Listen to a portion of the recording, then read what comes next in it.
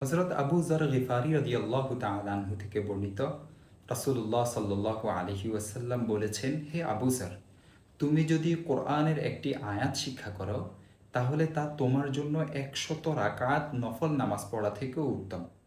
আর যদি ইলমের একটি অধ্যায় শিক্ষা করো, চাই তার উপর আমল করা হোক বা না হোক, তাহলে তা তোমার জন্য ১০০০ রাকাত নফল নামাজ থেকে উত্তম। সুবহানাল্লাহ। সুনানে ইবনে মাজাহ হাদিস নং ২১৯ এবং কানজুল উম্মাল হাদিস নং ২৯,৩৭৩। উপরোক্ত হাদিসে দুইটি বিষয়ের কথা উল্লেখ করা হয়েছে। ১. কোরআনের একটি আয়াত শিক্ষা করা।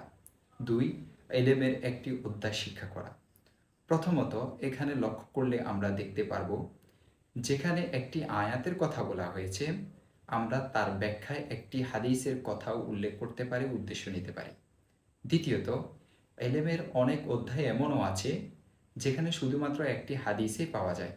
তো সেখানে একটি হাদিস মানেই একটি অধ্যায়, কাজেই উভয় সম্ভাবনা বিদ্যমান।